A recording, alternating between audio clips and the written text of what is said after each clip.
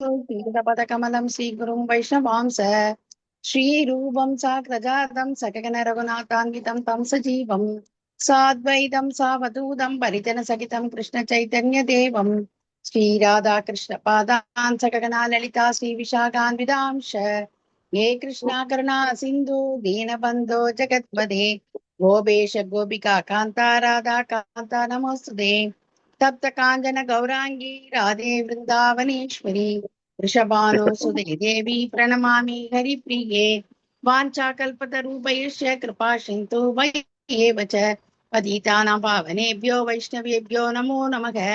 जय श्री कृष्ण चैतन्य प्रभो नित्यानंद श्री अद्वैत गदाधर श्रीवासादि गौरभक्तवृंद हरे कृष्ण कृष्ण कृष्ण हरे हरे हरे राम राम राम हरे हरे मूकं करोति वाचालं पङ्गुं लङ्घयते गिरिं यत्कृपातमकं वन्दे श्रीगुरुं दीनदारिणं परमानन्दमाधवं श्रीचैतन्य ईश्वरं हरि ओम् तत्सत्। ॐ नमो भगवते वासुदेवाय। ॐ नमो भगवते वासुदेवाय। ॐ नमो भगवते वासुदेवाय। नारायणं नमस्कृत्य नरं चैव देवीं सरस्वतीं व्यासं ततो उदीरयेत् नष्टप्रायेषु अभद्रेषु नित्यं भागवत सेवयां भगवती उत्तमश्लोके भक्तिर्भवति नैष्ठिकी निगमकल्पतरो कलितं फलं सुखमुखादमद्दर्वसंयुतं व्यवत भागवतमरसमालयं मुगरगुरसिका भुवि पावकाः कृष्णा पुण्यस्मरण कीर्तनः हृदयन्तस्थोगी अभद्राणि वितर्नोति सुकृत सताम्। हरे कृष्णा नंदी हरे प्रभु जी। कृष्णा। Thank you Madhu ji. जय जगन्नाथ जय जगन्नाथ जय जगन्नाथ स्वामी जय जगन्नाथ। जय बलदेवा जय सुभद्रा जय बलदेवा जय सुभद्रा।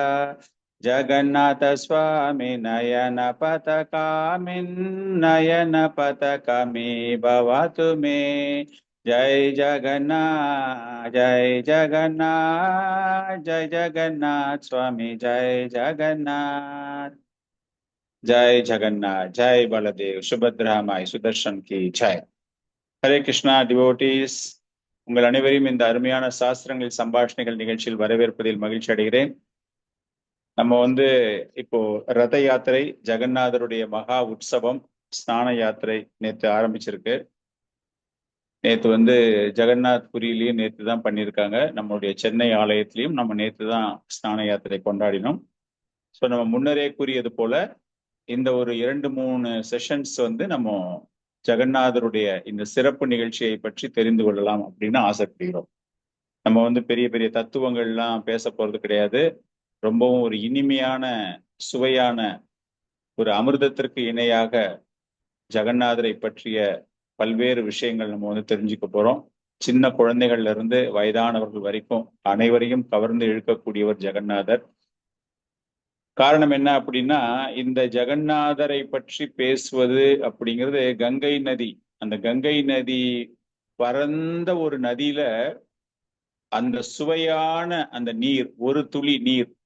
அது போல ஜெகநாதருடைய பல்வேறு வகையான சிறப்பு லீலைகள் எல்லாமே இருக்கின்றது. நம்ம அத்தனையுமே நம்மளால சொல்லுவதற்கு நேரம் கிடையாது. அந்த ஒரு சிறு சுவை, அந்த ஒரு சிறு சுவையை நம்ம அனுபவிக்க போகிறோம். இந்த ஜெகநாதருடைய கதை நிறைய நம்ம கேட்டிருக்கலாம். நிறைய ஆச்சாரியர்கள், நிறைய சன்னியாசிகள் நம்மளுடைய இயக்கத்துல இல்லையா, நம்ம வெளியிடத்துல கூட கேட்டிருக்கலாம், புத்தகங்கள் படிச்சிருக்கலாம். இது எல்லாமே திரும்ப திரும்ப திரும்ப திரும்ப ஜெகநாதரை பற்றி நாம் கேட்டுக்கொள்வது அப்படிங்கிறது என்ன அப்படின்னா, நம்மை தூய்மைப்படுத்தி கொள்ளக்கூடிய ஒரு விஷயம்.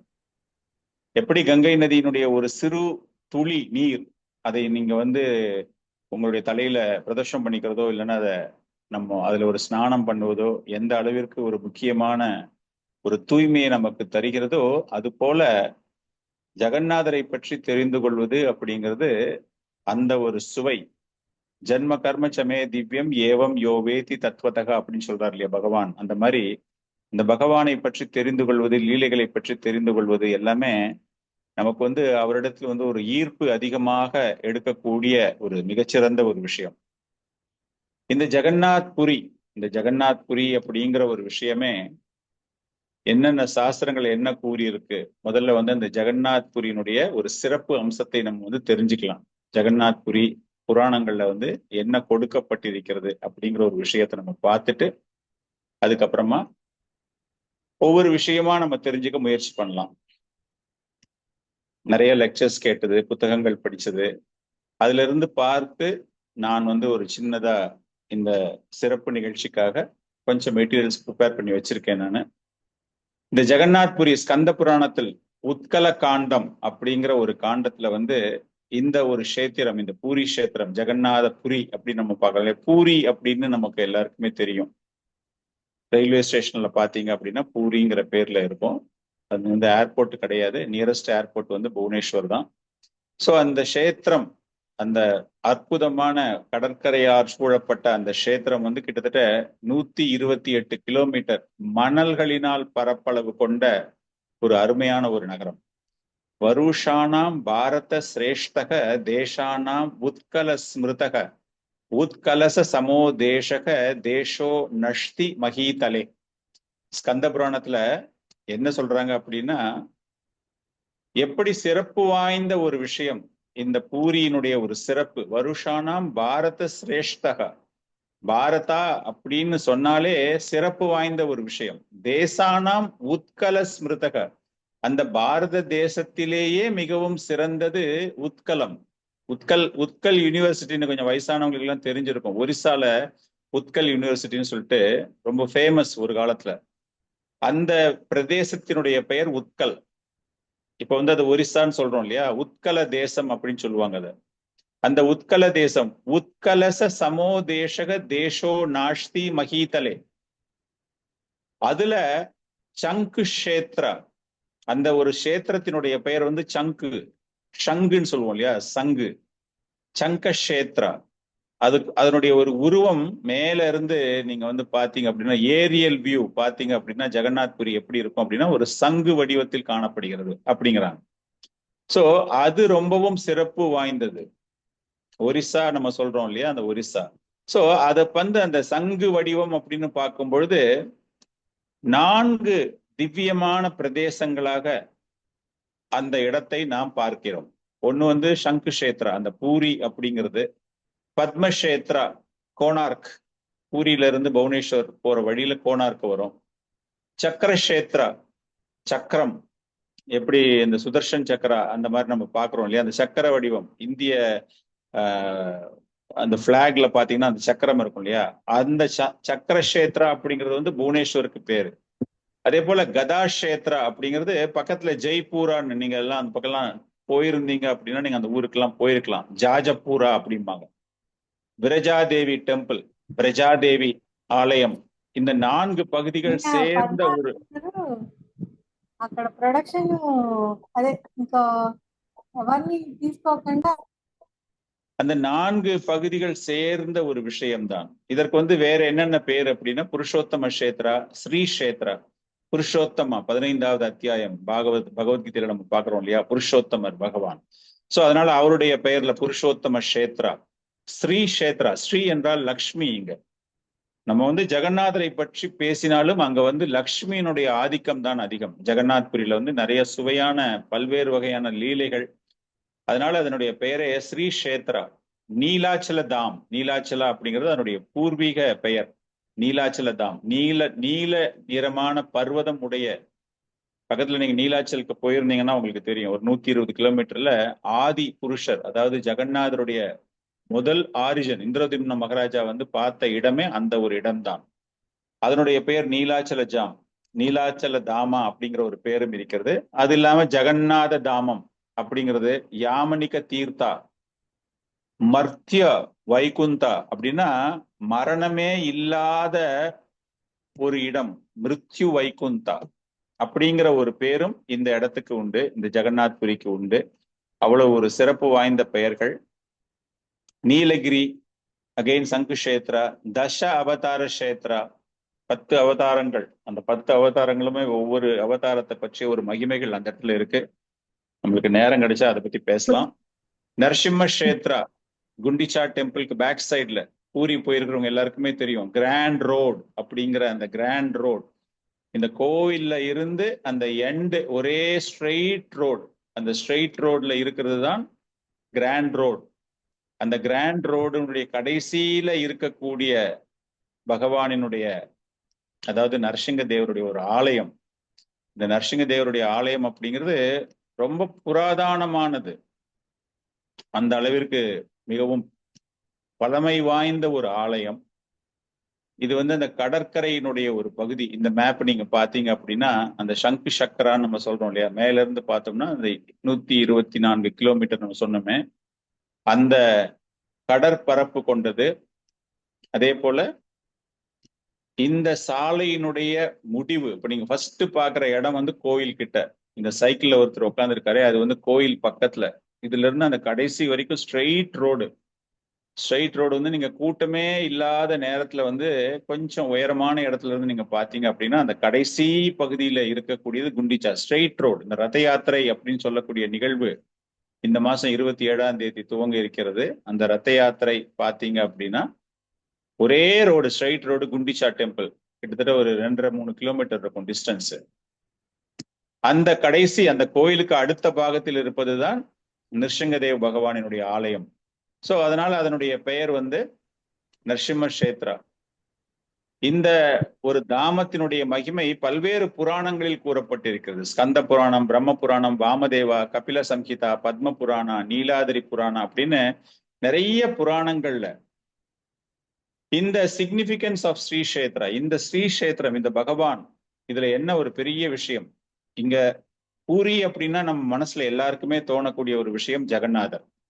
இந்த ஜெகநாதர் இல்லாம இந்த தாமத்திற்கு என்ன ஒரு மிகப்பெரிய சிறப்பு அப்படின்னு இவ்வளவு சாஸ்திரங்களை நம்ம பார்த்தோம் இல்லையா. இந்த சாஸ்திரங்கள்ல இது எல்லாமே வந்து விருந்தாவன் தாஸ் தாக்கூரார் சைத்தன்ய பாகவதத்துல வந்து நிறைய இதை பத்தி எழுதியிருக்காரு. புருஷோத்தம கஷேத்திரத்தில் இருக்கக்கூடிய அனைவருமே 4 கரங்கள் உடையவர்கள். சதுர்புஜ ரூபான்னு சொல்றோம்ல, நாராயணனுடைய ரூபம் என்ன? சதுர்புஜ ரூபம். இது யாரால பார்க்க முடியும் அப்படின்னா, இதை பார்க்கக்கூடியவர்களுக்கு தேவர்களால் மட்டுமே, அல்லது தேவர்களுக்கு இணையானவர்கள் மட்டுமே, அவர்களுடைய கண்களுக்கு அந்த தாமத்தில் வசிக்கக்கூடியவர்கள் எல்லாருமே 4 ஹேண்டட் ஃபார்ம். நம்ம எல்லாருமே சொல்றோம் இல்லையா, சாயுஜ்ய முக்தி, அந்த மாதிரி 5 வகையான முக்திகள் பார்க்கும்போது பகவானுடைய வைகுந்த லோகத்தில் பகவானை போன்ற ஐஸ்வர்யங்களோடு, பகவானை போன்ற ரூபத்தோடு இருக்க வேண்டும் அப்படின்னு ஆசைப்படுறாங்கன்னு நம்ம படிச்சிருக்கோம் இல்லையா. அந்த மாதிரி பார்க்கும்போது இந்த புருஷோத்தம கஷேத்ரா, இப்போ அந்த ஊர்லயே இருக்கிறவங்க, அங்கேயே வந்து தங்களுடைய வாழ்க்கையை நடத்தி கொண்டிருப்பவர்கள் எல்லாருமே வந்து they possess 4 handed forms, 4 கரங்கள் உடையவர்கள். அதை வந்து யாரால பார்க்க முடியும் அப்படின்னா, நமக்கு வந்து அந்த அளவுக்கு அந்த கண்கள் கிடையாது பார்ப்பதற்கு. இதை யாரால பார்க்க முடியும் என்றால் தேவர்களுக்கும் அவர்களுக்கு இணையானவர்களால் மட்டுமே பார்க்க முடியும். இந்த தேவர்கள் இந்த இடத்தை வந்து அவர்களுக்கு மிகவும் ரொம்ப பெரிய புண்ணிய தலமாக அவர்கள் இதை பார்க்கிறார்கள், இந்த ஜெகநாத் புரியை. இப்ப நம்ம எல்லாருமே வந்து சென்னையில இருக்கோம், கோயம்புத்தூர்ல இருக்கோம், ஒவ்வொரு நகரங்கள்ல இருக்கிறவங்க நமக்கு எல்லாருமே வந்து ஒரு முக்திநாத் போறது, ஒரு கைலாஷ் போறது, ஒரு பத்ரிநாத் போறது, ஒரு கேதார்நாத் போறது எல்லாமே வந்து ஒரு மிகப்பெரிய புண்ணிய தலமாக நம்ம பார்ப்பது போல, இந்த தேவர்கள் அவங்க என்ன பண்றாங்க அப்படின்னா, இந்த பூரி நகரில் வந்து ஜெகநாதரை தரிசிப்பது அவர்களுக்கு ஒரு மிகவும் அந்த அளவுக்கு ஒரு ஆஸ்பீஷியஸ் ஈவெண்ட் அவங்களுக்கு. இன்னைக்கும் வந்துட்டு நம்ம வந்து ராத்திரி நேரத்துல வந்து அந்த பகவானினுடைய ஆலயம் சயன ராத்திரி, அந்த உற்சவம் சயன ஆரத்தி முடிஞ்சதுக்கு அப்புறமா பகவானுக்கு வந்து தூக்கம் கிடையாது. பட் என்ன பண்ணுவாங்க, பாண்டாக்கள் எல்லாமே பகவானை வந்து தூங்க வைப்பதற்காக அதற்கான அந்த ரிச்சுவல்ஸ் எல்லாம் பண்ணி முடிச்சாலும் கூட பகவான் அதன் பிறகு யாருக்கு தரிசனம் தருகிறார் என்றால் தேவர்களுக்கு. அந்த பிரம்ம முகூர்த்தத்துக்கு முன்னாடி தேவ முகூர்த்தத்தில் இந்த தேவர்கள் இன்னைக்கும் இந்த கோயிலுக்கு வந்து பகவானை தரிசித்து செல்வதாக ஐதீகம் இருக்கிறது. அது அந்த நமக்கு நேரம் கிடைக்கும் போது அதை பற்றி ஒரு விளக்கம் நான் தருகிறேன். நம்ம நெக்ஸ்ட் செஷன்ல அதை பத்தி நம்ம பேசலாம், அது எப்படி இருக்குன்னு சொல்லிட்டு. அப்படிப்பட்ட ஒரு புனிதமான தலம். அங்க வந்து நீங்க வந்து சும்மா போய் தூங்குறீங்க, அந்த ஊருக்கு நீங்க போயிட்டு ஏதோ பிசினஸ் பண்றதுக்காக நீங்க போறீங்க, அந்த ஊர்ல போயிட்டு லாட்ஜ் எடுத்து நீங்க தூங்குனீங்கன்னா கூட அந்த தூக்கமானது நீங்கள் சமாதி நிலையில் பகவானை எண்ணி தவம் இருப்பதற்கு இணையாக பார்க்கப்படுகிறது. அங்க ஜஸ்ட் நீங்க போயிட்டு எந்த விருப்பமுமே இல்லாம கூட நீங்க வந்து அங்க தூங்குனீங்க இல்லையா, அந்த ஊர்ல நடக்கிறீங்க, இல்லைன்னா நீங்க சும்மா படுத்துக்கிட்டு இருக்கீங்க அப்படின்னா கூட அது எல்லாமே பகவானுக்கு பக்தி தொண்டு ஆற்றுவதற்கு இணையாக பார்க்கப்படுகிறது. ஒரு சாதாரணமான நீங்கள் ஒரு தரையில படுக்கிற மாதிரி உங்க ஹோட்டல் ரூம்லயோ இல்லைன்னா உங்க வீட்லயோ நீங்க படுத்துக்கிட்டு இருந்தீங்கன்னா கூட தட் இஸ் ஈக்குவலன் டு தண்டவத் பிரணாம் பண்ணுவதற்கு ஈக்குவல். பிரணாம்ஸ் பண்ணுவதற்கு பகவானுக்கு பண்ணா அதுக்கு எந்த பலன் கிடைக்குமோ அந்த பலன் அந்த இடத்துல கிடைக்குது. அதே போல நீங்க சும்மா நடந்தாலே அந்த அந்த பூரி நகரத்தை சும்மா நடந்தாலே அது பிரதட்சணை, அந்த கோயிலை வந்து சுற்றி வருவதாக, அந்த பிரகாரத்தை சுற்றி வரும் சர்க்கம்ஆம்புலேஷன் சொல்றோம் இல்லையா, அந்த மாதிரி அந்த பிரகாரத்தை சுற்றி வருவதற்கு இணையாக அந்த பூரி நகரில் சென்று ஒரு மாமிச உணவான ஒரு மீனை சமைத்து உண்டாலும் கூட நம்ம வந்து அந்த ஹவிஷ்ய உணவு உண்பதற்கு, ஹவிஷ்ய உணவு அப்படிங்கிறதுனா ஒரு மிகச்சிறப்பான அந்த ஃபாஸ்டிங்கை பிரேக் பண்ணக்கூடிய ஒரு உணவு, அந்த ஹவிஷ்ய உணவை உண்பதற்கு இணையாக பார்க்கப்படுகிறது. அதே போல பகவான் இங்க என்ன சொல்றாரு அப்படின்னா, அங்கு இருப்பவர்கள் அனைவருமே எனக்கு இணையானவர்கள். பகவான் கிருஷ்ணருக்கு எப்படி பேரோ ஜெகநாதருக்கு எப்படியோ அது போல எனக்கு இணையானவர்கள் அந்த ஊர்ல இருக்கிறவங்க எல்லாம். அதனால யமராஜருக்கு ஆதிக்கம் இல்லாத ஒரே ஒரு ஊர் அப்படின்னா அது ஜெகநாத்புரி தான். அந்த அளவுக்கு ரொம்பவும் சிறந்த ஒரு ஊர்.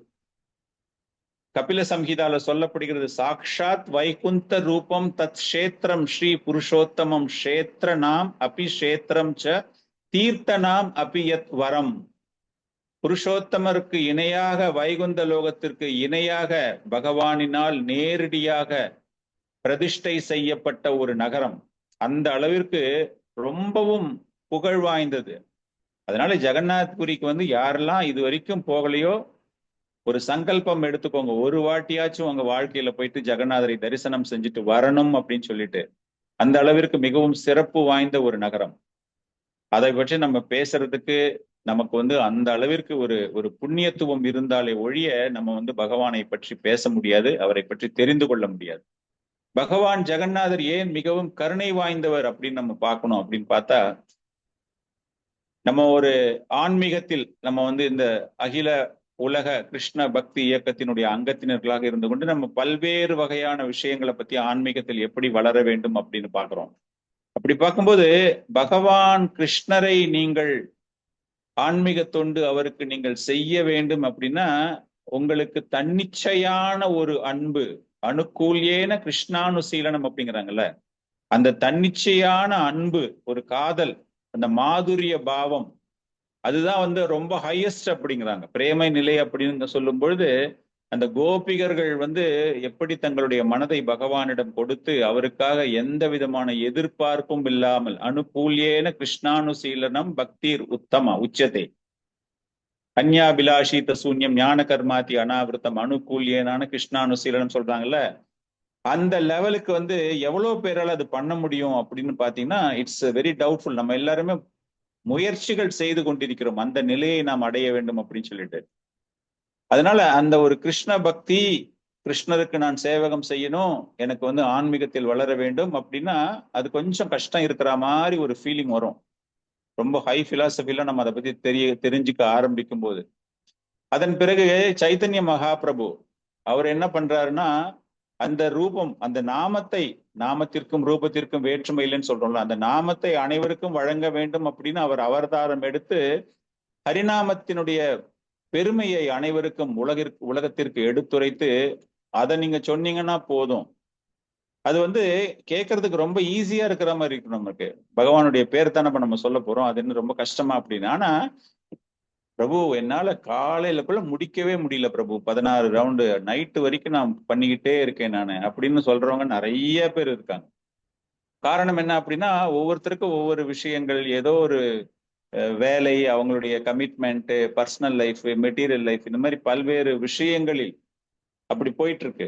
அதே போல பக்தி செய்வதும் அப்படிங்கிறதுமே எப்படிப்பட்டது, கலப்படமற்ற எந்த விதமான எதிர்பார்ப்பும் இல்லாத ஒரு பக்தி செய்ய வேண்டும் அப்படிங்கிறாங்க. சவை பும்சாம் பரோ தர்ம யதோ பக்தி ரதோக்ஷதே. Chanting is also difficult. அந்த காலத்துல வந்து ஸ்ரீல பிரபுபாதர் இந்த இயக்கத்தை துவக்கும் பொழுது அவர் என்ன சொன்னார் அப்படின்னா 64 மாலைகள் நீங்க செய்ய வேணும். பக்தி சித்தாந்த சரஸ்வதி தாக்கூர் சொல்லும்போது 64 மாலைகள் நீங்க டெய்லி செய்யணும் அப்படின்னு. ஒரு ஆவரேஜா கொஞ்சம் ஃபாஸ்டா பண்றவங்களா இருந்தா கூட ஒரு 1.5 மணி நேரம் 16 ரவுண்ட்ஸ் அப்படின்னா கூட 6 hours per day exclusively spent for chanting 64 rounds. Just think பண்ணி பாருங்க. நீங்க வந்து உங்களுக்கு ஒரு ஃபேமிலி கமிட்மெண்ட் இருக்கு, மற்ற விஷயங்கள் இருக்கு, எல்லாருமே எல்லாத்தையும் விட்டுட்டு வெறும் ஆன்மீக தொண்டு வந்து பண்றது அப்படிங்கிறது பேச்சுக்கு வேணா பேசலாம். பட் இயல்பான ஒரு பிராக்டிக்கலா நம்ம பாக்குறோம் அப்படிங்கும்போது அது ஒரு இயலாத காரியம். ஸோ ஸ்ரீலா பிரபுபாதிட்ட எல்லாரும் கேட்கறாங்க, பிரபுபாத் 64 ரவுண்ட்ஸ் நாங்க பண்ணிட்டு இருந்தோம்னா எங்களால மற்ற சேவகம் எல்லாம் செய்ய முடியல, புக் டிஸ்ட்ரிபியூஷன் பண்ண முடியல, நகர சங்கீர்த்தன் பண்ண முடியல, டெம்பிள மெயின்டைன் பண்ண முடியல, கிளீன் பண்ண முடியல, மற்ற ஆக்டிவிட்டிஸ் எல்லாமே ஸ்டாப் ஆயிடுச்சு அப்படிங்கும்போது கொஞ்சம் கொஞ்சமா குறைச்சிட்டே வந்து 16 ரவுண்ட்ல நிறுத்தி இருக்கார் பிரபுபாதர். சொல்லிட்டு சொன்னார், இதுக்கு கீழே நான் குறைக்க மாட்டேன், இதுக்கு கீழே நீங்க சாண்டிங் பண்ணாதான் நீங்க எல்லாருமே கிருஷ்ண பக்தர்களே கிடையாது அப்படின்ட்டு போயிட்டார். தீட்சை எடுக்கிற ஒவ்வொருத்தருக்கிட்டையுமே அந்த ஆன்மீக ஆச்சாரியர் கேட்டுக்கொள்ளக்கூடிய ஒரு பணிவான விண்ணப்பம் என்ன அப்படின்னா, நமக்கு தரக்கூடிய ஒரு கட்டளை என்னன்னா, to chant at least 16 rounds, minimum 16. ஆனா நம்ம எல்லாம் என்ன பண்றோம், 16 விட்டுறோம். நம்ம அட்லீஸ்ட் மினிமம் அப்படிங்கிறது தான் அவருடைய கண்டிஷனே. அங்க அப்படி பார்க்கும்போது 16க்கு மேல நம்ம எவ்வளவு செய்யறோமோ அது இந்த பக்தியினுடைய ஒரு சிறப்பை நமக்கு எடுத்து காட்டுகிறது. சோ அதை பார்க்கும் பொழுதும் நமக்கு வந்து கொஞ்சம் கஷ்டமா இருக்கிற மாதிரி இருக்கு. கிருஷ்ண பக்தி டைரக்டா பண்ணணும், அனுகூலியமான கிருஷ்ணான சீரணம் அது என்னால முடியாது, கோபி லெவல்ல பண்ண முடியாது, மாதுரிய லெவல்ல என்னால பண்ண முடியாது, கிருஷ்ண பிரேமி என்னால அடைய முடியாது அப்படிங்கிறாங்க. அடுத்தது சாண்டிங்கை பத்தி பேசும்போது 16 மாலையே நான் ரொம்ப கஷ்டப்பட்டு பண்ணிக்கிட்டு இருக்கேன் அப்படின்னு. ஆனால் ஜெகநாதர் என்ன சொல்றாரு அப்படின்னா, நீ எனக்கு எந்த சர்வீஸும் பண்ண வேண்டாம், நீ எந்த சாண்டிங்கும் பண்ண வேண்டாம், என்னுடைய பிரசாதத்தை மட்டுமே நீ உண்டால் போதும். ஜெகநாதருடைய பிரசாதத்தை நீங்கள் உண்டீர்களே ஆனால் கிருஷ்ண பிரேமை உங்களுக்கு தானாகவே வருகிறது. அந்த எஸ்டசி வருது. பகவான் ஜெகநாதருக்கு நீங்க செய்யக்கூடிய ஒவ்வொரு சேவகங்கள், அவருக்கு செய்யக்கூடிய விஷயங்கள், அவருடைய பிரசாதத்தை உண்ணும் பொழுது அவரை பற்றிய பெருமைகள், அவருடைய லீலைகள், இது எல்லாமே ஒரு ஸ்டோரி. எப்படி வந்து ஒரு கதை படிக்கும் போது எல்லாருக்கும் ஒரு ஈர்ப்பு சக்தி ஏற்படுகிறதோ, அது போல ஜெகநாதர் அப்படின்னு சொல்லும் பொழுதே நம்ம எல்லாருக்குமே வந்து கூஸ் பம்ப்ஸ் அப்படிம்பாங்கல்ல, அப்படியே மயிர் கூச்சரியக்கூடிய விஷயங்கள் அவருடைய லீலைகள். இன்னைக்கெல்லாம் நான் வந்து இந்த இயக்கத்துல ஒரு 20 வருடங்களாக நான் இருக்கிறேன் என்றால் நான் முதலில் கேட்ட கதை ஜெகநாதருடைய கதை தான். பக்தி புருஷோத்தம சுவாமியுடைய லெக்சர், என்னுடைய 2வது வீக் நான் ஜெகநாதர் இஸ்கான் மெம்பரா ஆகணும், இஸ்கான் நிகழ்ச்சிகளை போய் பார்க்கணும் அப்படின்னு பார்க்கும்போது என்னுடைய 2வது நிகழ்ச்சிகள் அதுல கலந்துக்கும் போது பக்தி புருஷோத்தம சுவாமி மகாராஜர் ஜெகநாதருடைய கதையை கூறுகிறார். அவர் வந்து இஸ் a ஸ்பெஷலிஸ்ட். அப்ப கண்களில் அவ்வளவு தண்ணீர், அப்படியே தாரையா கண்ணுல தண்ணி வருது எனக்கு அந்த கதையை கேட்க கேட்க. சோ அவருடைய கருணை, அந்த ஜெகநாதருடைய கருணை அந்த கதைகள் மூலமாக, அவருடைய லீலைகள் மூலமாக, அவர் தன்னுடைய பக்தர்களுக்காக எப்படிலாம் பண்ணியிருக்காரு, என்னெல்லாம் பண்ணியிருக்காரு அப்படின்னு. சோ அப்படிப்பட்ட பகவான் ஜெகநாதரை பற்றி தெரிந்து கொள்வது இந்த ஜெகநாத் ரத யாத்திரை ஆரம்பம் நேத்துல இருந்து ஆரம்பிச்சிருக்கு. நேற்று நீங்க எல்லாருமே பார்த்திருப்பீங்க, ஸ்நான யாத்திரா பார்த்திருப்பீங்க. சென்னை ஆலயத்துல ரொம்ப சிறப்பாக நடைபெற்றது. அதே போல ஜெகநாத் பூரியிலும் நேற்றுதான் இது நடந்தது. இந்த ஸ்நான யாத்திரா அப்படின்னா, ஸ்நான யாத்திரா அப்படிங்கும்போது நீங்க எல்லாருமே நிறைய பேர் இதை பத்தி தெரிஞ்சிருக்கலாம், இதை பற்றி கேள்விப்பட்டிருக்கலாம். இருந்தாலும் நம்மை நாம் தூய்மைப்படுத்திக் கொள்வதற்காக பகவானை பற்றி மீண்டும் மீண்டும் மீண்டும் தெரிந்து கொள்வதில் எந்த விதமான தவறும் கிடையாது. இந்துக்கள் மாதம், ஜேஷ்ட மாதம், அதாவது நம்ம இப்போ வந்து வைகாசின்னு சொல்றோம் இல்லையா, அந்த வைகாசி மாதத்தில் பௌர்ணமி தினத்தில் அவருக்கு இந்த ஸ்நான யாத்திரை, ஸ்நான பூர்ணிமா அப்படின்னு சொல்லுவாங்க, இந்த உற்சவமானது ஒவ்வொரு வருடமும் சிறப்பாக நடத்தப்படுகிறது. இதனுடைய ஆரம்பம், இந்த ஸ்நான யாத்திரை எதனால ஆரம்பிக்கப்பட்டது அப்படின்னு பார்த்தா, இந்திரதும்ன மகாராஜா, அந்த கதையை பத்தி நம்ம வேற வகுப்புல பேசலாம். அந்த இந்திரதும்ன மகாராஜா ஜெகநாதருடைய விக்கிரகம் அவருக்காக விஸ்வகர்மா வடிவமைத்து கொடுத்த பிறகு அதை பிராண பிரதிஷ்டைன்னு சொல்லுவாங்க இல்லையா, அந்த பிராண பிரதிஷ்டை செய்யும் பொழுது பகவானுக்கு ஸ்நானம் செய்வித்து அந்த பிராண பிரதிஷ்டை செய்கிறார். அவர் செஞ்ச அதே திதி, அதே பௌர்ணமி தினம்தான் இன்னைக்கும் அது நடைமுறையில் இருக்கின்றது. அந்த பிராண பிரதிஷ்டை செய்யும் பொழுது மரத்தால் ஆனப்பட்டது, தாரு ரூபம் இல்லையா, பகவான் ஜெகநாதர், பலதேவர், சுபத்ராமாய், சுதர்ஷனா எல்லாருமே தாரு ரூபம். அந்த தாரு ரூபத்திற்கு அவர் முதலாக ஸ்நானம் நீர் ஊற்றி அருமையான ஒரு ஜலம் 108 குடங்கள் இன்னைக்கு நம்ம வந்து பாக்குறோம் அப்படின்னா அந்த ஜெகநாதர் கோயிலுக்கு நீங்க போயிருந்தீங்கன்னா உள்ளுக்குள்ள ஒரு அற்புதமான தங்க கிணறு அப்படின்னு சொல்லுவாங்க, கோல்டன் பாண்ட் அப்படிம்பாங்க. அந்த தண்ணி தான் எடுத்துட்டு வருவாங்க. வேற எங்க இருந்தும் கங்கையில இருந்து எடுத்துட்டு வரேன், நான் வந்து பிரம்மபுத்திரால இருந்து எடுத்துட்டு வரேன், நான் காவேரியில இருந்து எடுத்துட்டு வரேன், அதெல்லாம் நத்திங் டு இட். எல்லாமே அந்த தங்க குளத்தில் இருந்து பகவானுடைய ஜெகநாதர் ஆலயத்து உள்ள இருக்கிற அந்த இடத்துல இருந்து 108 குடங்கள். பட் இந்திரதிம்ன மகாராஜ் பண்ணதெல்லாம் வேற விஷயம். அவர் வந்து பிராண பிரதிஷ்டை அப்படிங்கிறதால. பட் நம்ம என்ன தெரிஞ்சுக்கிறோம் அப்படின்னா அவருடைய காலத்தில் இது ஆரம்பிக்கப்பட்டது. அந்த ட்ரெடிஷன் வந்து இன்னைக்குமே வந்து அது அப்படியே ஃபாலோ ஆயிட்டே இருக்கு. இது வந்து ஒரு மிகப்பெரிய ஒரு ஒரு நீராட்டு வைபவ விழா. பகவானுக்கு வந்து is considered as one of the most auspicious.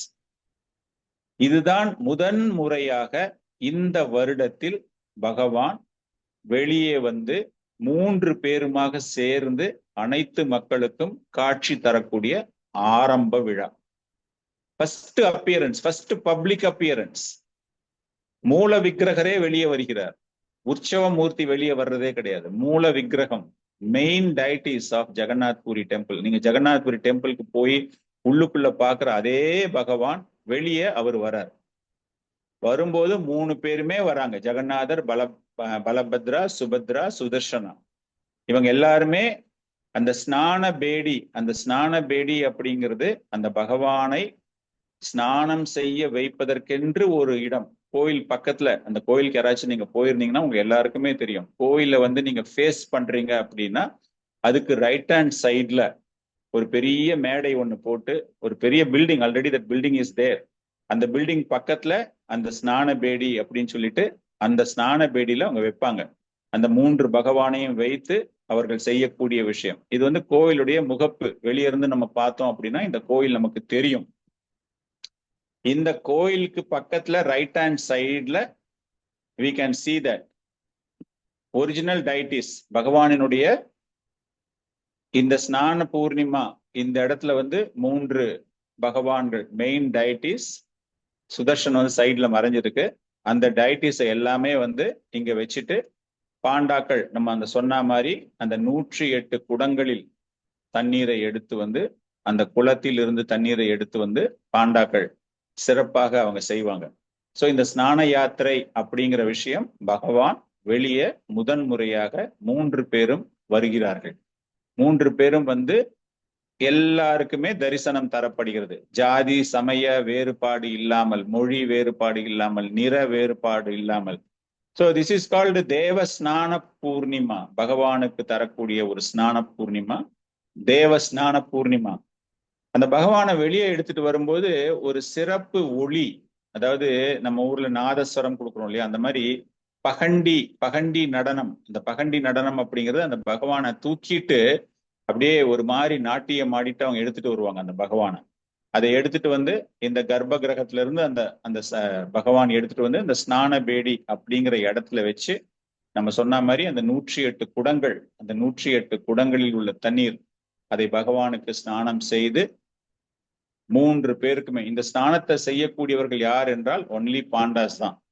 நம்ம வந்து இப்ப நிறைய கோயில் எல்லாம் நம்ம சொல்றோம் இல்லையா, டோனர்ஸ் எல்லாம் வரலாம், நீங்க எல்லாம் வாங்க, நீங்க எல்லாம் வந்து பண்ணுங்க, ஸ்நான யாத்திரால வந்து நீங்க பகவானுக்கு நீங்க வந்து அபிஷேகம் பண்ணலாம் அப்படின்னு சொல்றாங்க இல்லையா.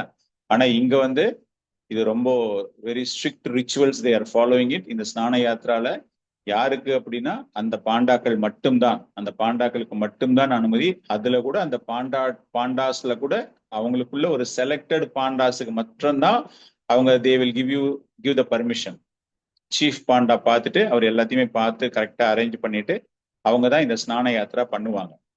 இந்த செரிமோனியல் பாத், இந்த ஸ்நான யாத்திரா பண்ணி முடிச்ச உடனே பகவான் தொடர்ந்து இது போன்ற ஒரு நீரில் குளித்து கொண்டிருக்கும் பொழுது என்ன ஆகுது அப்படின்னா ஒரு அற்புதமான ஒரு லீலை. அந்த லீலை என்ன அப்படின்னா பகவானுக்கு உடல் நல கோளாறு, அதாவது அவருக்கு வந்து சளி பிடிச்சு ஜுரம் பிடிச்சிடுது அவருக்கு, பகவானுக்கு இந்த நீர்ல அவர் குளிக்கிறதால. இதற்கு என்ன பெயர் என்றால் அனாஷாரா. அனாஷாரா அப்படிங்கிறது அந்த ரிச்சுவல். அந்த அனாஷாரா பீரியட் இஸ் 14 days. அந்த 2 வாரங்கள் பகவானுக்கு வந்து பொதுமக்களிடம் தரிசனமே கிடையாது. பகவான் வந்து அவருடைய ஆலயத்திலேயே பாதுகாப்பாக வைக்கப்படுகிறார்.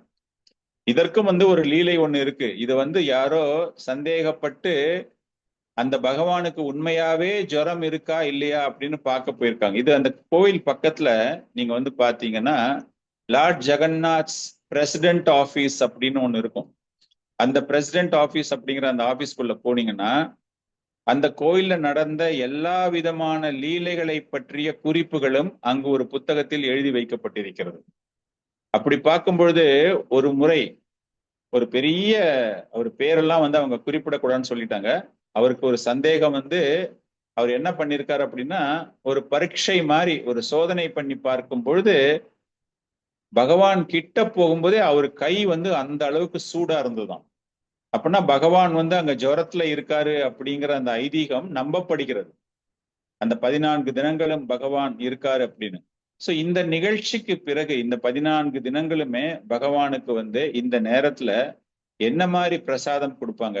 ஜெகநாதருக்கு வந்து பிரசாதம் அப்படின்னாலே அந்த சப்பன் போக நம்ம சொல்றோம் இல்லையா, அது வந்து 5 முறை 7 முறை அப்படின்னு கணக்கில் அடங்காத முறையில் மினிமம் 5 டைம்ஸ் அவங்க வந்து அந்த சப்பன் போக வந்து அவங்க கொடுத்துக்கிட்டே இருப்பாங்க பகவானுக்கு. நாங்க வந்து முதல்ல ஜெகநாதர் ஆலயத்துக்கு போகும்பொழுது எங்களை அந்த பாண்டா கூட்டிட்டு போய் காண்பிச்ச விஷயமே அந்த பகவானுக்கு செய்த பிரசாதங்கள் சமையலறையிலிருந்து பகவானினுடைய ஆலயத்திற்கு எடுத்து செல்வதற்கு. நீங்க யாராச்சும் அங்க போய் பார்த்தீங்கன்னா அந்த டைம்ல போய் பாருங்க. ஒரு ரயில்வே ட்ரெயின் போகும்போது எப்படி கேட்டை மூடுறாங்களோ அந்த மாதிரி அந்த கோயில் உள்ளுக்குள்ள பிரகாரத்தை அந்த ட்ரெயின் கேட்டு மாதிரி சைட்ல போட்டு மூடிடுவாங்க. அந்த நேரத்துல வந்து பப்ளிக் கெனாட் கிராஸ். அந்த நேரத்துல நம்ம நடந்து போகவே முடியாது. அந்த பாத்துக்குள்ள பகவானுக்கு சமைத்த அத்தனை உணவு பானைகளும் அந்த பாண்டாக்கள் கம்ப்ளீட்டா முகத்தை மூடிக்கிட்டு அந்த வாசனையை அவங்க பார்க்க கூடாது அப்படிங்கிறதுக்கு, அந்த வாசனையை உணரக்கூடாது அப்படிங்கிறதுக்காக முழுமையாக அவங்க மூக்கெல்லாம் துணியில போட்டு கட்டிட்டு ஒரு மாதிரி சிறப்பா ட்ரெஸ் பண்ணிருப்பாங்க, மூஞ்செல்லாம் மூடிட்டு. இப்போ நம்ம ஊர்ல காலையில பாத்தீங்கன்னா இந்த டிராபிக்ல போகும்போது எல்லாருமே மூஞ்செல்லாம் மூடிக்கிட்டு அந்த வெயில் தாக்கம் இல்லாம இருக்கணும் அப்படிங்கிறத முகத்தை எல்லாம் மூடிட்டு வெறும் கண்ணு மாத்திரம் தெரியும் இல்லையா, அந்த மாதிரி அந்த பாண்டாக்கள் என்ன பண்ணுவாங்க அப்படின்னா அந்த மூக்க எல்லாமே மூடிட்டு அதை வந்து எடுத்துட்டு போவாங்க. அந்த அந்த செய்த சப்பன் போகு பாட்ஸ் அந்த பானைகளை வந்து மெயின் ஆலயத்துக்கு எடுத்துட்டு போனோம். கிட்டத்தட்ட 1 மணி நேரத்துக்கு மேல அந்த ப்ரொசஷன் போய்கிட்டே இருக்கும். அந்த அளவிற்கு பகவானுக்கு வந்து ஆஃபரிங் அவ்வளவு எடுத்துட்டு போவாங்க அவங்க. இங்க இந்த ஒரு குறிப்பிட்ட காலகட்டத்தில் பகவானுக்கு வெறும் வைத்திய சம்பந்தப்பட்ட பிரசாதங்கள் மட்டுமே வழங்கப்படும். அவருக்கு வந்து ஆயுர்வேதிக்கு கோல்டு காஃப் வந்தா என்ன நம்ம பண்றோமோ அந்த மாதிரி அவருக்கு வந்து மெடிசன்ஸ் அந்த மாதிரி அவங்களுடைய சமையல் அப்படிப்பட்ட ஒரு சமையல் செய்து அதுதான் பகவானுக்கு ஆஃபர் பண்ண முடியும். இந்த காலகட்டத்தில் பொதுமக்களுக்கு தரிசனம் தரப்படாது. மெயின் ஜெகநாத் டெம்பிளுக்கு போய் பார்க்கும் பொழுது அந்த நேரத்துல நம்மளால டைட்டிஸை பார்க்க முடியாது. அப்படியே உள்ள போயிட்டு வந்தாலும் கூட அந்த ஆனந்த் பஜார் அப்படிங்கிற இடத்துல பகவானுடைய பிரசாதங்கள் எல்லாருமே வெளியே வந்து கொடுத்துட்டு இருப்பாங்க. பகவானுக்கு ஆஃபர் பண்ண பிரசாதம் எல்லாமே கிடைக்கும். அந்த ஆனந்த் பஜார்ல போனா கூட ஒன்லி இந்த மெடிசனல் பிரசாதம் மாத்திரம்தான் அங்க கிடைக்கும், வேற ஒண்ணுமே கிடைக்காது அந்த நேரத்துல. சைதன்ய மகாபிரபுடைய ஒரு அற்புதமான லீலை. அந்த மாதிரி நேரத்துலதான் அவர் வந்து மகாபிரபு ஃபர்ஸ்ட் வரும்பொழுது இந்த மாதிரி ஒரு நேரத்துல வந்துடுறாரு. ஒரு ஸ்நான யாத்திரை நேரத்துல வந்துட்டு ஜெகநாதரை பார்க்க முடியவில்லையே அப்படின்னு ஹி வாஸ் இன்டு ஃபுல் எஸ்டசி. அவரால் அந்த அந்த ஒரு பிரிவை விப்ரலம்பம் அப்படிங்கிறதுக்குன்னா சைத்தன்ய மகாபிரபு மிகப்பெரிய ஒரு உதாரணம் இல்லையா. அவரால் அந்த பிரிவு தாங்க முடியவில்லை. ஆஹா, என்ன இங்க வந்துட்டு நான் பார்க்க முடியலையே ஜெகநாதர் அப்படின்னு வருத்தப்படும் போது அப்பதான் ஜெகநாதர் அவருக்கு சொல்கிறார், அலால்நாத்னு ஒரு பக்கத்துல ஒரு கோயில் ஒண்ணு இருக்கு, நாராயணருடைய கோயில். பக்கம் கிடையாது, ஆல்மோஸ்ட் ஒரு 27 கிலோமீட்டர்ஸ் அவே ஃப்ரம் பூரி.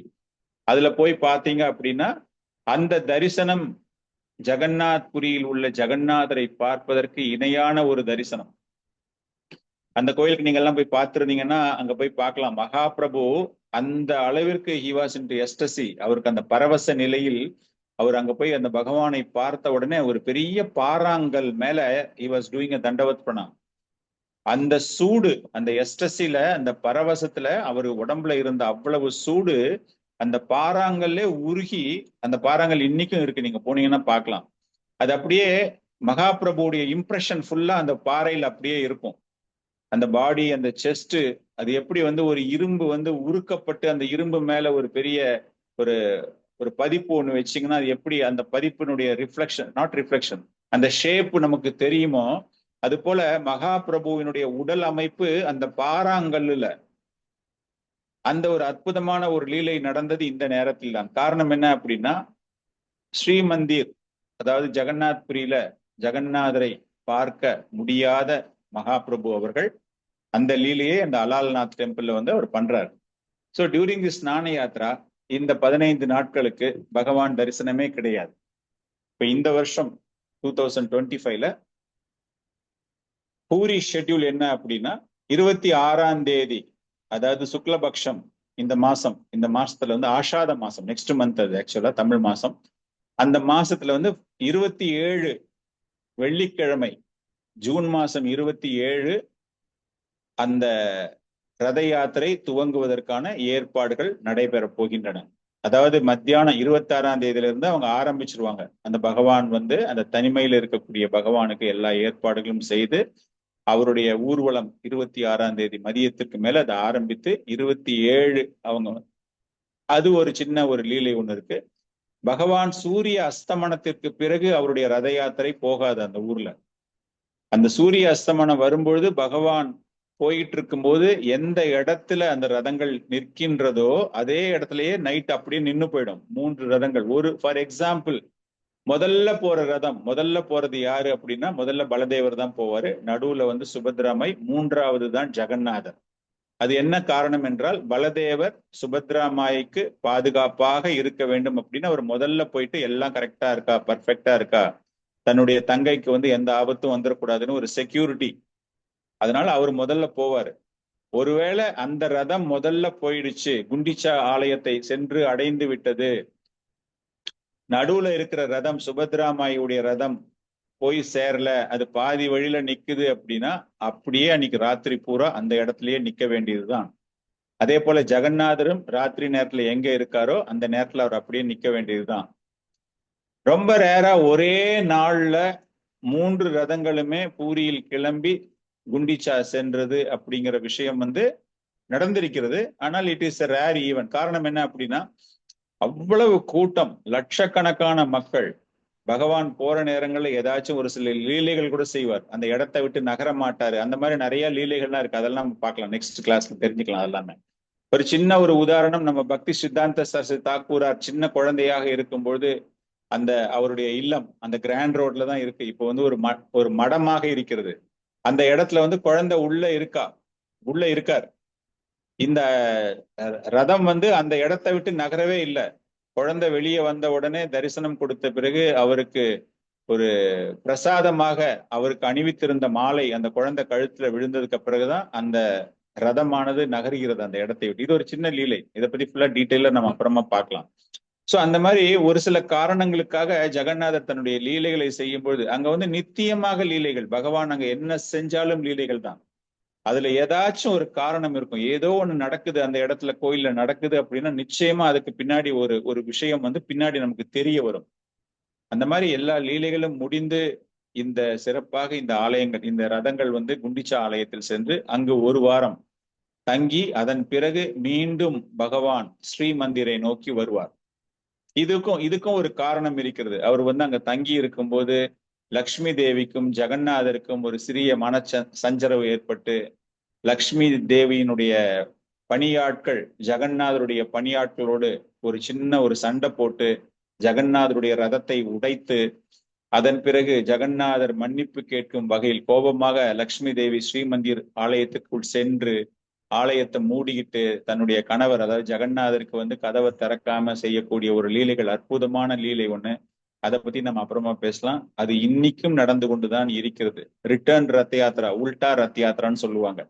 இந்த ஸ்நான யாத்திரா முடிந்து இந்த ரத யாத்திரை 26, 27 நாட்களில் ஆரம்பித்து முடிந்து அதன் பிறகு அவர் குண்டிச்சா ஆலயத்தில் கொஞ்ச நாள் தங்கி இருந்து அதன் பிறகு அவருடைய மெயின் ஆலயத்துக்கு அவர் உள்ள வரும்பொழுது அந்த லீலைகள் நடந்து அதன் பிறகு பகவானுக்காக அந்த ஆலயம் லக்ஷ்மி தேவியினால் திறக்கப்படுகிறது. சோ இவ்வளவு சிறப்பு வாய்ந்த இந்த ஸ்நான யாத்திரை இன்று துவங்கி இருக்கிறது. இந்த ஸ்நான யாத்திரையில் பகவானுக்கு விநாயகருடைய முகம் உடைய அலங்காரம் செய்யப்படுகிறது. அதனுடைய சிறப்பு என்ன அப்படிங்கிற விஷயத்தை பத்தி நீங்க பார்க்கலாம். இப்போ வந்து நம்ம ஸ்நான யாத்ரா அப்படிங்கிற ஒரு விஷயம் நம்ம தெரிஞ்சுக்கிட்டோம். அந்த ஸ்நான யாத்ரா முடிஞ்சிட்டு பகவானுக்கு வந்து நம்ம அலங்காரம் பண்ணுவோம் இல்லையா? அந்த அலங்காரம் பண்ணும் பொழுது அவருக்கு எப்படிப்பட்ட ஒரு அலங்காரம் செய்யப்படுகிறது என்றால், விநாயக பெருமான் நம்ம சொல்றோம் இல்லையா, கணபதி நம்ம சொல்றோம் இல்லையா, அந்த கணபதி ரூபத்தில் பகவானுக்கு வந்து அந்த விஷயம் கஜரூபா.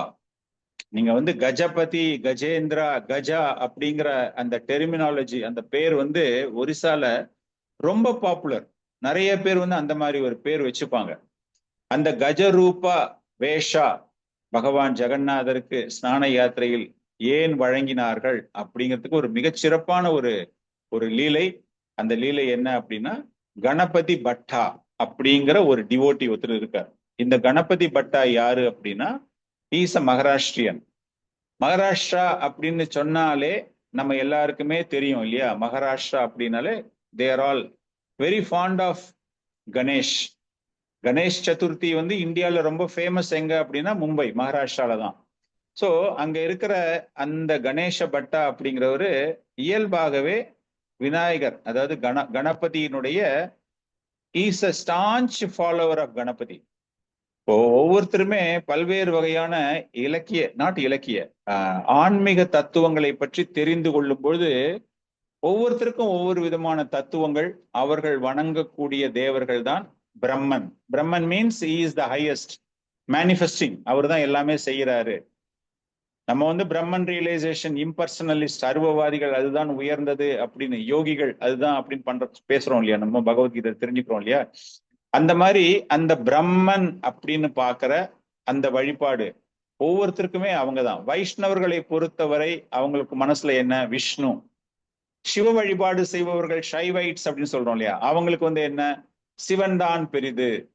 நம்ம தமிழ்ல கூட கிண்டல் பண்ணுவோம், ஹரியும் சிவனும் ஒன்று, அறியாதவன் வாயில் மண்ணு அப்படிம்பாங்க. அவங்கள பொறுத்த வரைக்கும் அந்த சிவன் தான் கிரேட் அப்படின்னு. இஸ்லாமிய சமயத்துல எடுத்துக்கிட்டாலும் அதுலயும் அப்படித்தான். ஷியா, சுன்னி,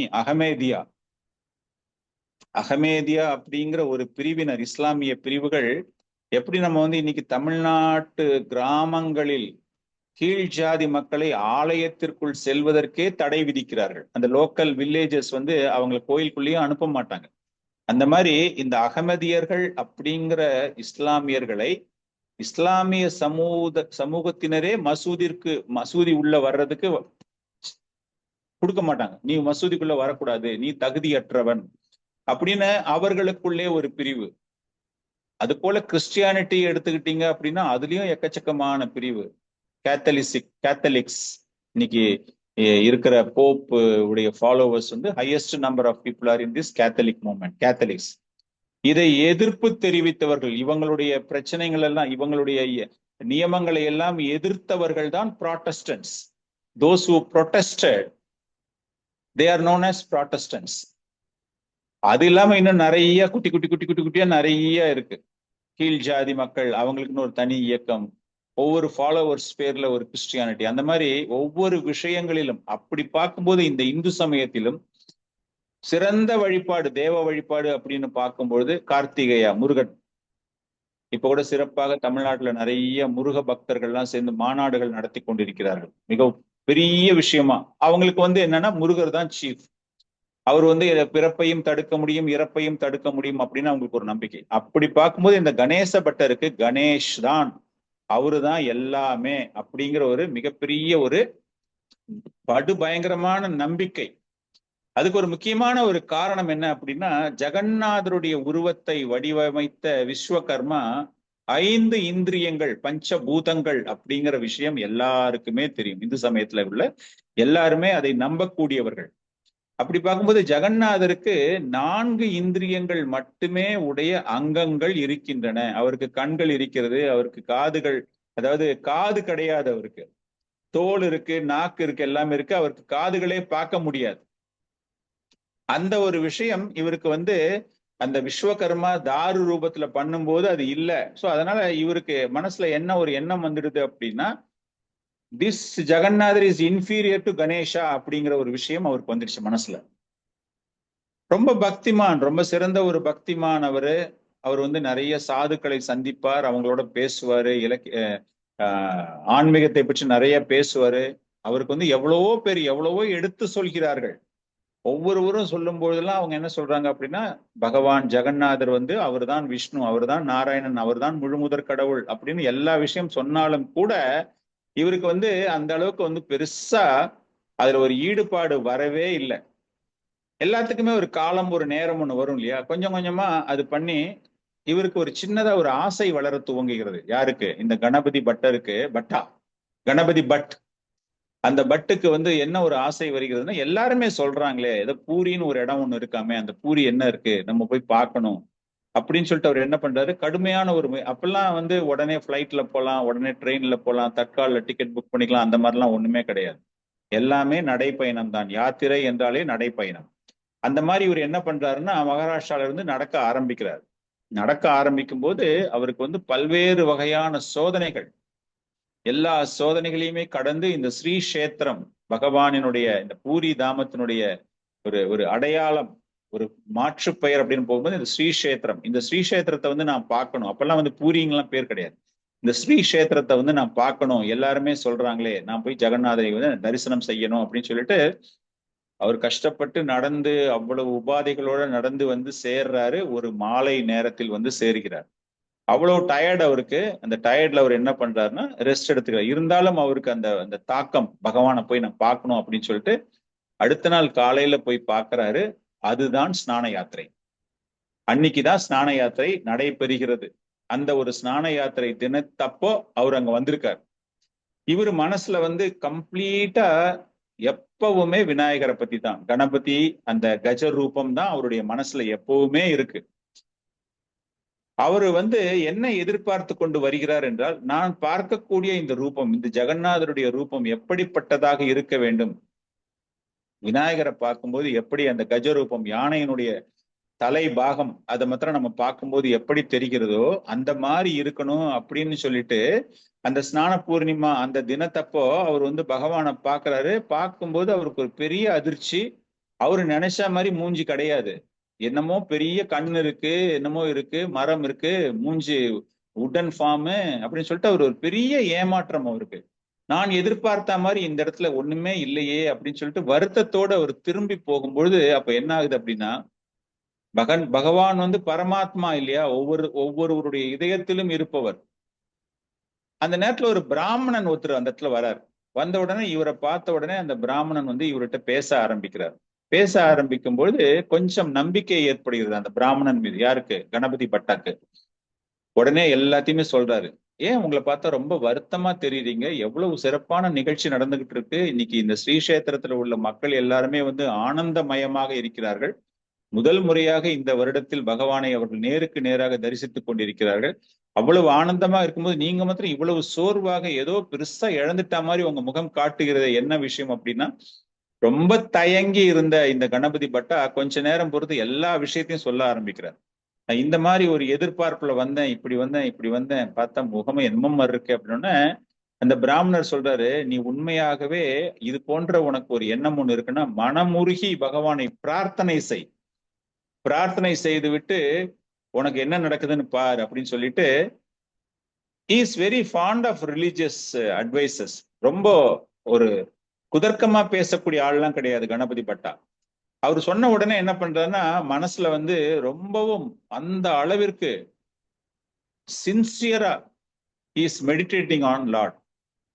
நான் வந்து பகவானை இந்த மாதிரி ஒரு கண்களோட பார்க்கணும் அப்படின்னு சொல்லிட்டு அந்த பிரார்த்தனை பண்ணிட்டு அன்னைக்கே அப்பவே சாயங்காலம் போய் அங்க போய் பார்த்தா அவருக்கு வந்து அங்க அப்படியே சாட்சாத் விநாயக பெருமானுடைய தலையோடு பகவான் அங்க அமர்ந்து கொண்டு இருப்பதை பார்க்கிறார். காலையில போய் பார்த்திருக்காரு. பார்க்கும்போது ஜெகநாதர் ரூபம், பெரிய பெரிய கண்களோடு அங்கு ஜெகநாதருடைய ரூபம். ஆனால் அதன் பிறகு அவர் வந்து அங்க போய் பார்க்கிறாரு, கம்ப்ளீட்டா பகவான் அந்த கணபதி ரூபத்தில் ஹாத்தி வேஷான்னு சொல்லுவாங்க இல்லையா, ஹாத்தி வேஷா. இப்போ கூட நம்ம வந்து நிறைய ஸ்நான யாத்திரை நிகழ்ச்சிகள்லாம் பார்க்கும்போது பகவானுக்கு அலங்காரம் பண்ணும்போது ஹாத்தி வேஷம் போடுவாங்க.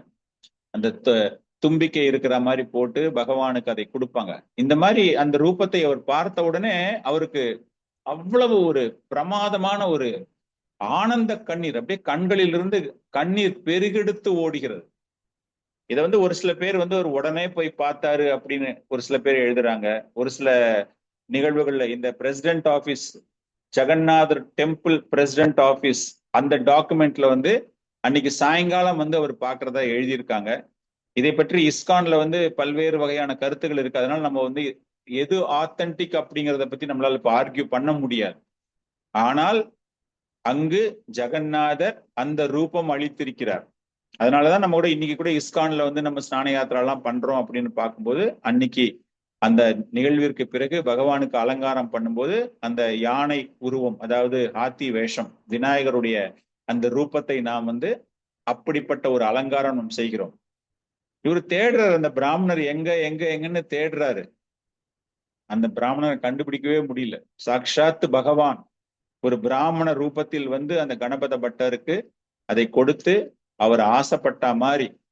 சோ அந்த பகவான் ஜெகநாதர் ஹாத்தி வேஷத்தில் இந்த ஸ்நான யாத்திரையில் மிகச்சிறந்த ஒரு பக்தனுக்கு தோன்றி எப்படி வந்து பகவான் பக்தர்களுக்காக என்ன வேணாலும் செய்வாரு அப்படிங்கிறதுக்கு ஒரு மிகச்சிறந்த ஒரு உதாரணமாக பகவான் கிருஷ்ணர், அதாவது ஜெகநாதர் ஒரு தேவ வழிபாடு செய்து கொண்டிருக்கக்கூடிய ஒரு பக்தனுக்கும் தரிசனம் கொடுக்கிறார். இதுதான் இந்த ஸ்நான யாத்திரை, ஸ்நான யாத்திரையினுடைய ஒரு மகத்துவம். அதுல வந்து எதற்காக ஹாத்தி வேஷம் போடப்பட்டிருக்கிறது அப்படிங்கிற ஒரு விஷயம். பகவத்கீதை இது ரிலேட்டடா பாத்தீங்க அப்படின்னா, எப்படி தேவ வழிபாடு செய்பவர்களுக்கு நாம் ஒரு மாற்றத்தை தர வேண்டும், எல்லாமே பகவான் தான், எல்லாமே நாராயணன் தான் அப்படின்னு பார்க்கும்போது, ஏ அபி அந்நிய தேவத பக்தா யஜந்தே ஸ்ரத்தா யான்விதா தே அபி மாம் ஏவ கௌந்தேயா யஜந்தி அவிதி பூர்வகம்.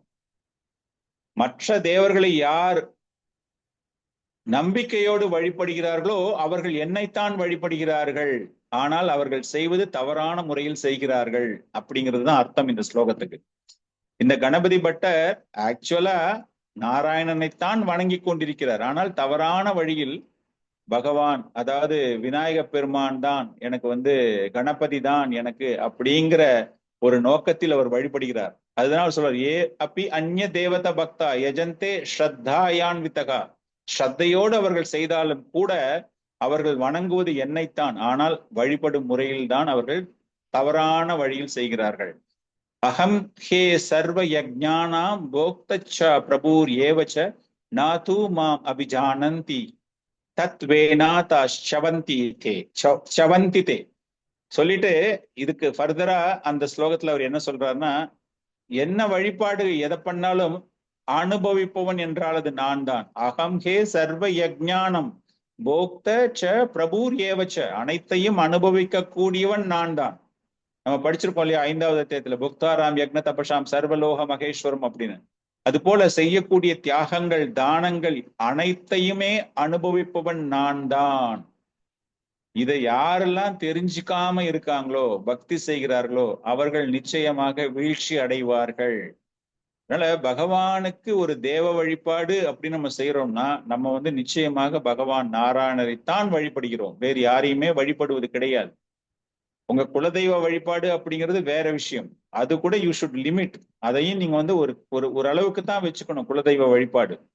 அதை விட்டுட்டு பகவானை முழுமையாக புறக்கணிப்பதாக நினைத்து கொண்டு அதிக அளவில் நீங்கள் குலதெய்வ வழிபாட்டிலோ அல்லது வேற தேவ வழிபாட்டிலோ ஈடுபட்டால், அதைத்தான் சொல்றாரு, தத்வேனா தஸ்சவந்திதே, உங்களுக்கு வீழ்ச்சி. எதிலிருந்து வீழ்ச்சி? ஆன்மீக வாழ்க்கையிலிருந்து உங்களுக்கு வீழ்ச்சி நிச்சயமாக கிடைக்கும். அகம் கிராத்து ரகம் யஜ்ஞா ஸ்வதாம் அகம் ஔஷதம் மந்த்ரோ அகம் அகம் ஏவஜ்யம் அகம் அக்னீர் அகம் ஹுதம். காரணம், நான் தான் தவம், எனக்குத்தான் அனைத்து விதமான தானங்களும் தரப்படுகின்றன. நீங்கள் தரக்கூடிய, உங்களுடைய மூதாதையர்களுக்கு தரக்கூடிய விஷயங்கள் எல்லாமே எங்கிட்ட இருந்து தான் வருது. அந்த மூல மந்திரமும் நான் தான். வெண்ணெய், ஆயில், என்னென்னலாம் நம்ம வந்து அந்த ஹோமத்துல போடுறோமோ அனைத்துமே நான் தான், அந்த யாகத்தீயும் நான் தான், இந்த ஸ்லோகத்துல அவர் சொல்றாரு. அதனால நம்ம எது பண்ணினாலும் பகவானுக்காகத்தான், அந்த பகவானுக்காகத்தான் நாம் செய்கிறோம். ஆனால் எதிர்மறையாக புரிந்து கொண்டு தேவ வழிபாட்டில் நம்மை ஈடுபடுத்தி கொண்டு அதை நாம் செய்து கொண்டிருக்கிறோம். சோ இந்த ஸ்நான யாத்திரையில இந்த கோபால பட்டா அவருடைய ஒரு மிக பெரிய ஒரு உணர்தல், ஒரு ரியலைசேஷன். இதுல இருந்து நம்ம என்ன தெரிஞ்சுக்கிறோம் அப்படின்னா, தேவ வழிபாடு என்பது நாம் பகவானுக்குத்தான் செய்கிறோம், அந்த பரம்பொருளுக்குத்தான் செய்கிறோம். அதனால அந்த பரம்பொருள் யார் அப்படிங்கிற விஷயத்தை தெரிந்து கொண்டு முழுமையாக நாம் அவருக்கு நம்முடைய பக்தியை ஆற்ற வேண்டும். சோ இந்த ஜெகநாதர் ரத யாத்திரையில இந்த ஸ்நான யாத்திரை மூலமாக இன்னைக்கு நம்ம இந்த ஸ்நான யாத்திரையுடைய மகிமையை நாம் புரிந்து கொண்டிருக்கிறோம். இதன் பிறகு வரக்கூடிய 2-3 நெக்ஸ்ட் செஷன்ஸ்ல ரத யாத்திரை அப்படிங்கிறது எதற்காக செய்யப்படுகிறது, அந்த ரத யாத்திரையினுடைய முக்கியத்துவம் என்ன, அந்த ரதங்கள், அந்த ஒவ்வொரு ரதத்துக்கும் ஒரு கதை இருக்கிறது. சும்மா நம்ம உட்காந்துட்டு பார்த்துக்கிட்டே இருக்கோம், மரத்துல வந்து ரதம் பண்ணி இழுத்துன்னு போறாங்க அப்படின்னு. ஒவ்வொரு ரதத்திற்கும் ஒரு கதை இருக்கிறது, ஒரு ஐதீகம் இருக்கிறது அப்படிங்கிற விஷயத்த நம்ம தெரிஞ்சுக்கலாம். அதன் பிறகு ஜெகநாதர் ஆலயத்தினுடைய பெருமை, குண்டிச்சா ஆலயத்தினுடைய பெருமை, ஜெகநாதருக்கும் லட்சுமி தேவிக்கும் இடையே நடைபெற்ற ஒரு ஊடல், அதன் பிறகு எப்படி அந்த ரத யாத்திரை நிகழ்வு, இந்த மாதிரி பல்வேறு விஷயங்களை நம்ம 2-3 வாரங்கள்ல தெரிஞ்சுக்க முயற்சி பண்ணலாம். சோ இன்னைக்கு வந்து நம்ம இந்த ஸ்நான யாத்திரை நிகழ்வுகள் மூலமாக பகவானை பற்றி பேசியதனால் நாம் தூய்மை அடைந்திருக்கிறோம் அப்படிங்கிற ஒரு மிகப்பெரிய ஒரு நம்பிக்கையோடு இன்னைக்கு வகுப்பை நாம் நிறைவு செய்கிறோம். உங்களுக்கு ஏதாச்சும் ஷேர் பண்ணணும் பாயிண்ட்ஸ், ஏதாச்சும் நீங்க கேள்விகள் இருந்தா நீங்க கேட்கலாம். பிரபு, இந்த பூரி சம்பந்தமா இருக்கிற எல்லா கனெக்டட் இதுவும் கொஞ்சம் உங்க